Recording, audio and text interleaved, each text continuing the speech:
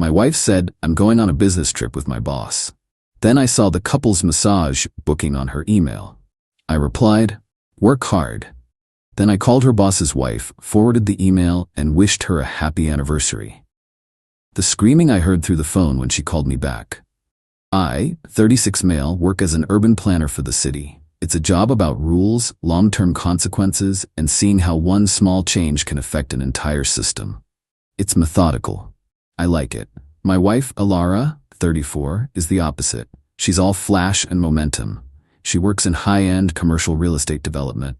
We've been married for 7 years. It's been stable. Until about 6 months ago, when she got this new job with a shark-like developer named Alistair, 50-something. Lately, the distance has been palpable. Client dinners that run until 1 a.m., site visits on weekends. Her phone, once left casually on the counter, is now permanently screened down or in her purse. I'm a planner. I see the pattern. Last night she came home buzzing, kissed me on the cheek, which felt like a formality, and poured a huge glass of wine. Babe, massive news, she said. Alistair is taking me to the big coastal developers summit. It's huge, just me and him. If we land this, it's the new high-rise account. It's everything. Wow, I said. Just you and him? Don't be like that, Leo, she snapped, her good mood vanishing. It's work. You know the thing I'm good at? It's 3 days. I leave Thursday. Okay, I said. Just congrats. I felt that cold, familiar knot. I'm not a don't be like that guy. I'm the guy who supports her. But this felt different. This morning she was in the shower getting ready to go to the office before her trip. Our shared family tablet was on the kitchen counter charging. I was just checking the weather. A notification popped up on the lock screen. An email from Serenity Spa and Resort. Subject: your booking confirmation. My heart didn't pound. It just stopped. My job is about details. I unlocked the tablet. Her personal email was still logged in. I opened it. It wasn't just a spa booking. It was an itinerary. Dear Alara, we are thrilled to confirm your reservation for our couples retreat package. It listed the services: 90-minute aromatherapy deep tissue, private grotto soak, champagne and strawberries. And the guests, booked for Alistair and Alara. The blood drained from my face. I scrolled down. The date, Thursday, the day she leaves. I felt sick. But the planner in me took over. I needed more data. Alistair is a local big shot. His wife, Rowena, is a socialite on the board of every local charity. Her social media is public. It took me 30 seconds to find her Instagram. I scrolled back. Posts about fundraisers, new shoes, her awful little dogs. And then exactly 1 year ago, a post. Happy 20th anniversary to my rock, Alistair. He's whisking me away. I'm the luckiest woman alive. Can't wait for 21. The date of the post, 2 days before their trip. The date of the couple's retreat booking, their 21st anniversary. My wife isn't just sleeping with her boss. She's his anniversary present to himself. I felt a sudden strange calm. The hurt was there, deep and cold, but on the surface was just logic. A problem to be solved. A system that needed correction. Alara came out of the bathroom wrapped in a towel. Hey, can you iron my silk blouse, the one I need for the summit dinner? She asked. I just nodded. Sure. While the iron heated up, I sent her a text, even though she was in the next room. Me. Trip sounds intense. Work hard. XO? She glanced at her phone and smiled. Thanks, babe. You're the best. 9:15 a.m. Alara left for the office. I found the website for Rowena's main charity. Her contact info was right there on the board members page. An assistant's email and her direct line. I forwarded the Serenity Spa email confirmation to my own account. Then I forwarded it to Rowena. Subject: happy anniversary. Rowena, this is Leo, Alara's husband. I believe our spouses are collaborating on a special project for your anniversary. You should see this confirmation. I believe it's for this Thursday. All the best, Leo. I hit send. 9:30 a.m. I called the best, most ruthless divorce lawyer in the city, the one who handled my colleague's nightmare separation. Hello, I need to book an emergency consultation. Today, my wife is having an affair with her boss and I just sent the proof to his wife. A pause. Mr. Leo, can you be here at 11 a.m.? 10. My phone rang. An unknown number. I let it ring. A minute later, my actual phone rang. Alara. I answered. I put it on speaker. It wasn't her voice I heard first. It was screaming. A woman's voice, pure operatic rage. I will ruin you. I will end you, Alistair. You're done. Then Alara's voice high-pitched and panicked. Leo, what did you do? What did you do? Hi, Alara, what's wrong? Sounds busy. Rowena is here. Alistair is. What did you send her? My job. Leo, why? I just wished her a happy anniversary, I said, my voice perfectly level. Isn't that what you're supposed to do? You two were getting a couple's massage for it. I heard a sound, a gasp, then a sob. You bastard. You spied on me. Your itinerary popped up on the tablet, Alara. You booked an anniversary getaway with another woman's husband. I just forwarded the mail. The screaming in the background got closer. I heard Rowena, clear as day. Get her out. Get her out of my building. Leo, please. You have to fix this. Call her. Tell her it was a mix-up. A team building. Leo, I'm going to be fired. That sounds like a natural consequence, Alara. You've ruined my life. No, I said, grabbing my keys to go see the lawyer. You did. I just sent the receipts. Goodbye. I hung up. The apartment was quiet. I took a deep breath. My hands were shaking. Not from fear, from clarity. The system was in motion. Update 1, it's been 2 weeks. Hell is a word. Nuclear is another. I've been staying at my brother's place since the call, but I had to go back to the house today to meet my lawyer. And unfortunately, Alara was there. The trip was, of course, instantly canceled. Alara was, as predicted, fired. Or as her termination letter apparently put it, her position was eliminated, effective immediately, due to corporate restructuring. I guess Rowena is on the company's board, family money, of course, and that restructuring was swift. Alistair was also fired, canned, booted, pursuing other opportunities.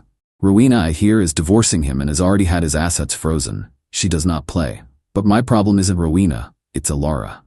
I went to the house with my lawyer, as agreed, to assess the property. We've been married 7 years. The house is mine. I bought it 5 years before we even met. It's a premarital asset. My name is the only one on the deed. I thought this would be simple. I was wrong. We walked in, and she was sitting on the sofa surrounded by packing tape and empty wine bottles. She looked terrible. But the moment she saw me, her eyes went from dead to pure venom. There he is, she's standing up. The man. The little spy who ruined my life. Alara, I said, tired. We're here with my lawyer, Mr. Graves, to discuss the path forward. The path forward? She laughed. A high, ugly sound. The path forward is you fixing this, Leo. You think you can just blow up my entire career, my life, and just walk away? Alara, you had an affair on his wife's anniversary. What did you think? I thought you were my husband, she shrieked. I thought you were supposed to support me. This was a mistake. A stupid mistake. Alistair, he's powerful. He promised me a partnership. Do you know what that means? We would have been set for life. Set. And you threw it all away for what? Your pathetic little pride? I was speechless. The entitlement. She wasn't sorry she did it. She was sorry she got caught. She was furious that I hadn't just, let her? You need to leave, Alara, I said. This is my house. You have 24 hours to get your things.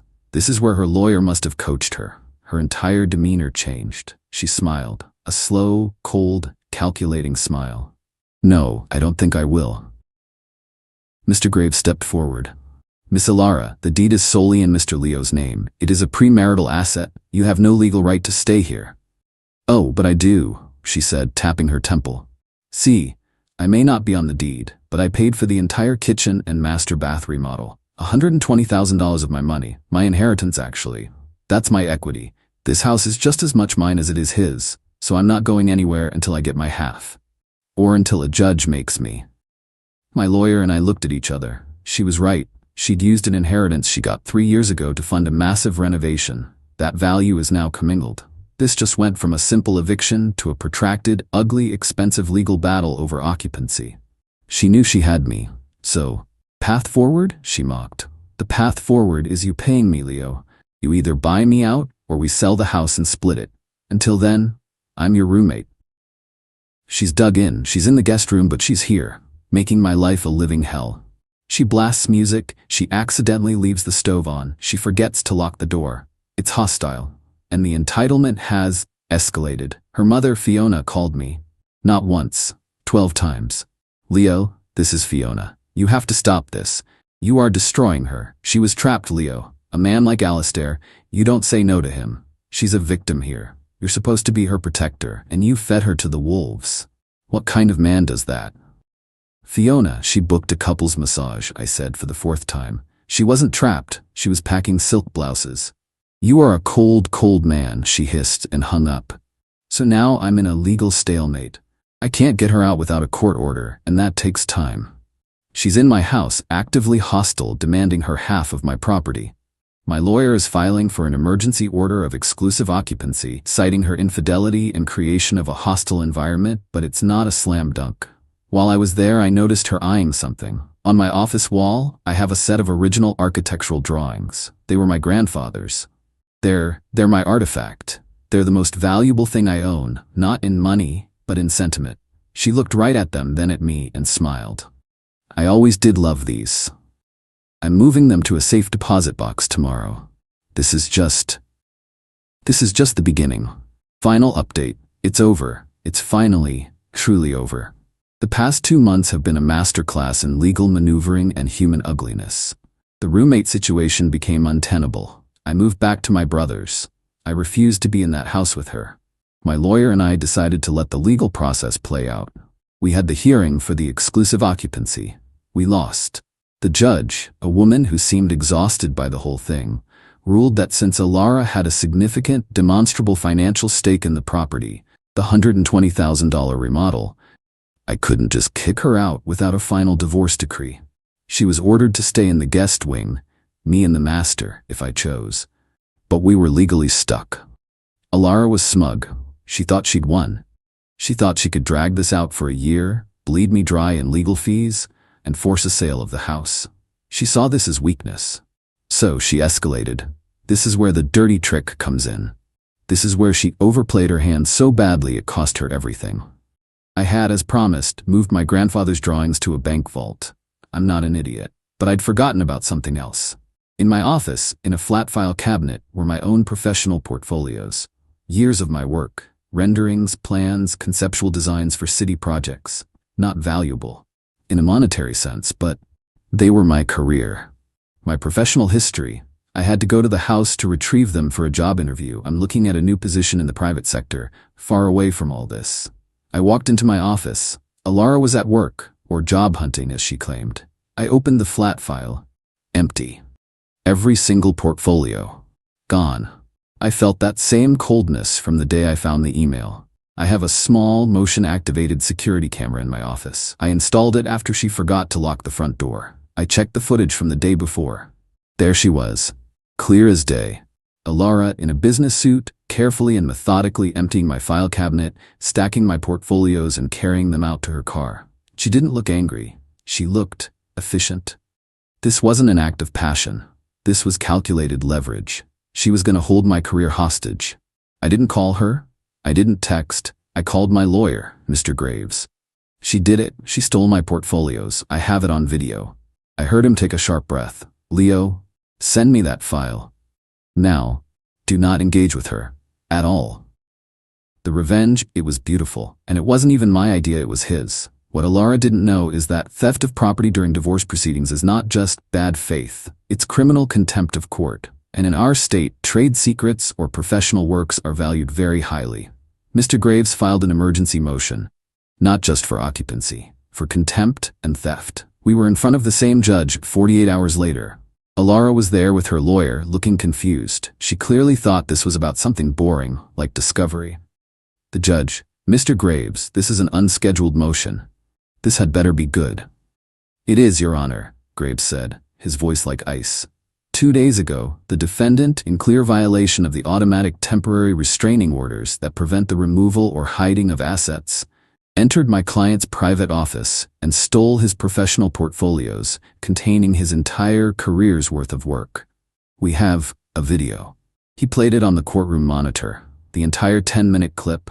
Alara, methodically, calmly, stealing. Alara's lawyer looked at her. His face went white. I heard him whisper, "What did you do?" Alara was staring at the screen, her mouth open. The judge was livid. She took off her glasses. "Miss Alara," she said, her voice dangerously quiet.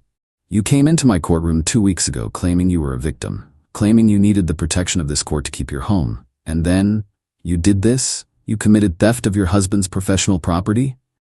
It was just, I was just moving them for safekeeping, Alara stammered. Safekeeping? In your car? The judge roared. You lied to my face. This is an act of breathtaking bad faith. This is criminal. The consequences. Oh, they were so sweet. The judge reversed her previous ruling on the spot. Motion for exclusive occupancy is granted, effective immediately. Miss Alara, you will vacate the premises by 5 p.m. today. You are to be escorted by a sheriff's deputy to retrieve your personal clothing and only your personal clothing and the stolen property, which you will return to Mr. Leo now. The theft. Alara was found in criminal contempt. She was fined $10,000. The divorce. The judge was so incensed by Alara's bad faith actions that it poisoned the entire case. Alara's claim for spousal support? Denied. Completely. The judge ruled that her attempt to financially sabotage her husband proved she was not arguing in good faith. The equity. This is the best part. Her $120,000 in the kitchen was still her equity. That's law. But the judge ordered that her $10,000 contempt fine and 100% of my legal fees from the date of the theft onward were to be paid directly from her share of the equity. The final tally. The divorce was finalized last week. Alistair and Rowena heard the grapevine. Their divorce is final. Rowena, who sits on the board, tore his reputation to shreds. He's unemployable in this city. He lost his houses, his cars, everything. Alara, she got her check. The $120,000 equity, minus the $10,000 fine, minus $35,000 for my legal fees. Mr. Graves is not cheap. She walked away with $75,000, no job, no house, no spousal support, and a contempt of court on her record. She's living with her mother, Fiona? I'm told it's tense. I'm out $75,000, which stings. But it's just money. I have my house. It's quiet. I have my portfolios back. I have my grandfather's drawings, which I just hung back on my office wall. I didn't have to ruin her career. Rowena did that. I didn't have to destroy her finances. The judge did that. I didn't have to prove she was a liar. She did that on camera. She thought she was a shark, but she was just a parasite. She tried to hold my life hostage for leverage. All I did was send one email, and then I let the system she disdained so much just work. It was, as I told my lawyer, a logical consequence.